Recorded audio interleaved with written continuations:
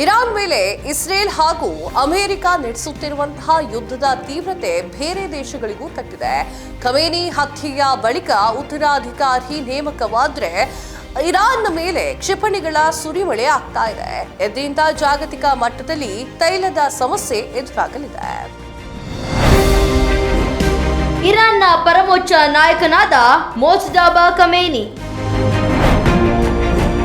ತೈಲದ ಘಟಕಗಳ ಮೇಲೆ ದಾಳಿ, ಕಚ್ಚಾ ತೈಲದ ಬೆಲೆ ಏರಿಕೆ.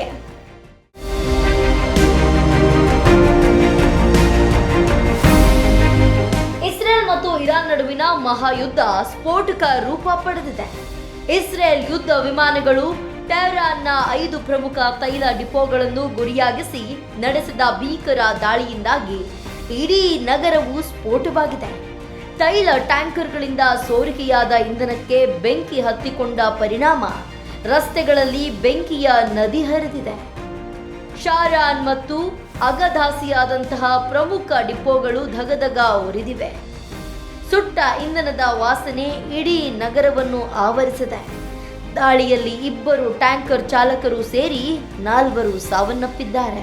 ಇಸ್ರೇಲ್ ಮತ್ತು ಅಮೆರಿಕವನ್ನ ಎದುರಿಸಿ ನಿಲ್ಲುವ ಸಲುವಾಗಿ ಖಮೇನಿ ಹತ್ಯೆಯ ಬಳಿಕ ಮತ್ತೊಬ್ಬ ಪರಮೋಚ್ಚ ನಾಯಕನನ್ನ ಆಯ್ಕೆ ಮಾಡಲಾಗಿದೆ. ಇರಾನ್ನ ನೂತನ ಪರಮೋಚ್ಚ ನಾಯಕನ ಹೆಸರನ್ನು ಸರ್ಕಾರ ಘೋಷಿಸಿದೆ. ಇಸ್ರೇಲ್ಗೆ ಎದುರುತ್ತರ ನೀಡುವ ಸಲುವಾಗಿ ಬಹರೇನ್ ದೇಶದ ಮನಾಮದಲ್ಲಿರುವ ಅಮೆರಿಕದ 5ನೇ ನೌಕಾಪಡೆ ಅಥವಾ ಫಿಫ್ತ್ ಫ್ಲೀಟ್ ಮೇಲೆ ಇರಾನ್ ಮತ್ತೆ ದಾಳಿ ನಡೆಸಿದೆ. ಇರಾನ್ನ ಹಲವಾರು ಕ್ಷಿಪಣಿಗಳು ಮತ್ತು ಡ್ರೋನ್ಗಳು ಅಮೆರಿಕದ ನೌಕೆಗಳ ಮೇಲೆ ಎರಗಿವೆ. ದಾಳಿಯಲ್ಲಿ 21 ಸೈನಿಕರು ಬಲಿಯಾಗಿದ್ದಾರೆ.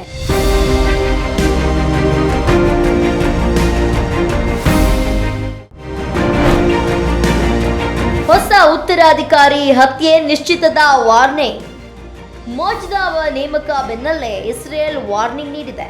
ಇಸ್ರೇಲ್ ಈಗಾಗಲೇ ಇರಾನ್ಗೆ ಎಚ್ಚರಿಕೆ ನೀಡಿದ್ದು, ಹೊಸ ಉತ್ತರಾಧಿಕಾರಿಯನ್ನು ನಾವು ಬಿಡುವುದಿಲ್ಲ, ದಾಳಿ ನಡೆಸುತ್ತೇವೆ ಎಂದು ಎಚ್ಚರಿಕೆಯನ್ನ ನೀಡಿದೆ.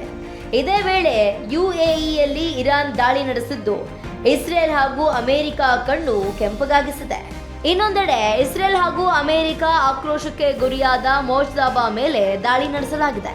ಈ ವೇಳೆ ಮೊಜ್ತಬಾಗೆ ಗಂಭೀರ ಗಾಯವಾಗಿದ್ದು ಆಸ್ಪತ್ರೆಯಲ್ಲಿ ಚಿಕಿತ್ಸೆ ನಡೆಸಲಾಗುತ್ತಿದೆ ಎನ್ನಲಾಗಿದೆ. ಜಾಗತಿಕ ಮಟ್ಟದಲ್ಲಿ ಕಚ್ಚಾ ತೈಲದ ಬೆಲೆ ಏರಿಕೆ. ಒಂದು ಬ್ಯಾರಲ್ $120ಗೆ ತೈಲ ದರ ಏರಿಕೆ. ಇರಾನ್ ಮತ್ತು ಇಸ್ರೇಲ್ ಅಮೆರಿಕ ನಡುವಿನ ಯುದ್ಧ ಜಾಗತಿಕ ಷೇರು ಮಾರುಕಟ್ಟೆ ಮೇಲೆ ಗಂಭೀರ ಪರಿಣಾಮ ಬೀರ್ತಿದ್ದು, ಯುದ್ಧ ಆರಂಭವಾದಾಗಿನಿಂದ ಈವರೆಗೆ ಹೂಡಿಕೆದಾರರ ಬರೋಬ್ಬರಿ 30 ಲಕ್ಷ ಕೋಟಿ ನಷ್ಟವಾಗಿದೆ. ಬ್ರೆಂಟ್ ಕಚ್ಚಾ ತೈಲ ಬೆಲೆ ತೀವ್ರ ಏರಿಕೆ ಕಂಡು ಪ್ರತಿ ಬ್ಯಾರಲ್ಗೆ $116.5ಗಿಂತ ಹೆಚ್ಚು ಮಟ್ಟಕ್ಕೇರಿವೆ. ಪಶ್ಚಿಮ ಏಷ್ಯಾದಲ್ಲಿ ನಡೆಯುತ್ತಿರುವ ಸಂಘರ್ಷದ ಹಿನ್ನೆಲೆ ಕಚ್ಚಾ ತೈಲದ ಬೆಲೆ ಏರಿಕೆಯಾಗಿವೆ. ವಹಿವಾಟಿನ ವೇಳೆ ತೈಲದ ಬೆಲೆಗಳು $119.45 ಪ್ರತಿ ಬ್ಯಾರಲ್ ಮಟ್ಟ ತಲುಪಿದ್ದು, ವಿಶ್ವದ ಭೂರಾಜಕೀಯ ಉದ್ವಿಗ್ನತೆ ಹೆಚ್ಚುತ್ತಿರುವ ಕಾರಣ ಜಾಗತಿಕ ಇಂಧನ ಮಾರುಕಟ್ಟೆಯಲ್ಲಿ ಆತಂಕ ಹೆಚ್ಚುತ್ತಿದೆ. ಎಲ್ಲಾ ಕಡೆಯಿಂದಲೂ ದಾಳಿ ಎದುರಿಸುತ್ತಿದ್ದರೂ ಕೂಡ ಇರಾನ್ ತಲೆಬಾಗಿಸದೆ ಮುನ್ನುಗ್ತಾ ಇದೆ. ಕ್ಷಿಪಣಿ ಮತ್ತು ಡ್ರೋನ್ ದಾಳಿಯ ನಡುವೆ ಇರಾನ್ನ ಆಕಾಶದಿಂದ ಕಪ್ಪು ನೀರು ಈಗ ಸುರಿಯುತ್ತಿದೆ. ಈ ನೀರಿನ ಒಂದು ಹನಿಯು ಮಾನವನ ದೇಹದ ಮೇಲೆ ಬೀಳೋದ್ರಿಂದ ದೇಹ ಕೊಳೆಯಲಿಕ್ಕೆ ಕಾರಣವಾಗಬಹುದು ಅಂತ ಹೇಳಲಾಗ್ತಾ ಇದೆ. ಹೀಗಾಗಿ ಇರಾನ್ನಲ್ಲಿ ಜನ ನರಕವನ್ನ ಕಾಡ್ತಾ ಇದ್ದಾರೆ. ಅತ್ತ ಯುದ್ಧ, ಇತ್ತ ವಿಷದ ಮಳೆಯಿಂದ ಕಂಗಾಲಾಗಿ ಹೋಗ್ಬಿಟ್ಟಿದ್ದಾರೆ.